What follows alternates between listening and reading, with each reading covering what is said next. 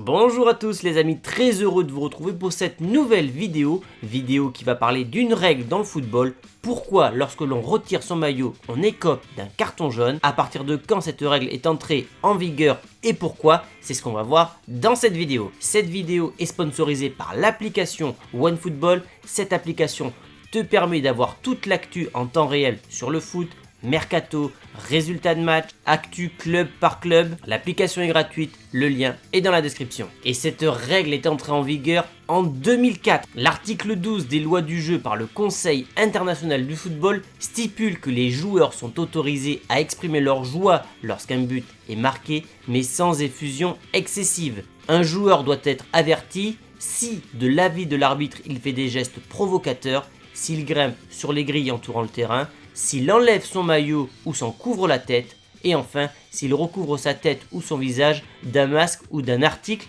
analogue. Mais pourquoi cette célébration du maillot est-elle officiellement proscrite, plus que par exemple la célébration de la danse de la pluie, du bébé ou du poteau de corner? Il y a un carton jaune là. Avec le fou. Eh, porte la vie, mon pote. Quoi? Moi la vie, pour lui parler autrement, un corps arbitral. Parce qu'un certain joueur du nom de Diego Forlán, l'Uruguayen, en 2002 avait marqué un but splendide avec Manchester United contre Southampton. Et l'attaquant uruguayen avait eu toutes les peines du monde pour remettre son maillot, au point de défendre l'action suivante topless. Diego Forlán n'a remis son maillot que lors de l'arrêt de jeu suivant. La FIFA a donc décidé de glisser un petit amendement dans son nouveau texte de la loi de 2004. On le sait, les joueurs adorent enlever leur maillot lorsqu'ils marquent un but pour plusieurs raisons. Pour passer un message politique, amoureux, par l'euphorie tout simplement, et aussi pour certains pour montrer leur musculature. On peut penser évidemment à Balotelli, à Hulk ou Cristiano Ronaldo. Mais surtout la FIFA a profité de cette règle pour continuer la chasse aux sorcières de tout message politique ou religieux. Et certains joueurs avaient pris des cartons jaunes pour des messages qu'ils avaient fait passer lors d'une célébration de but. Didier Drogba et son t-shirt Thank You Madiba en l'honneur de Nelson Mandela. Kanouté et son message de soutien à la Palestine sous le maillot de Séville, ou encore Kaka et son message pour Jésus en 2007. Mais des fois ça va un peu trop loin puisque Dzeko avait pris un carton jaune avec Manchester City avec le message suivant Happy New Year. Cette mesure est également un ressort marketing. Les sponsors paient des fortunes pour avoir leur nom sur les maillots de foot.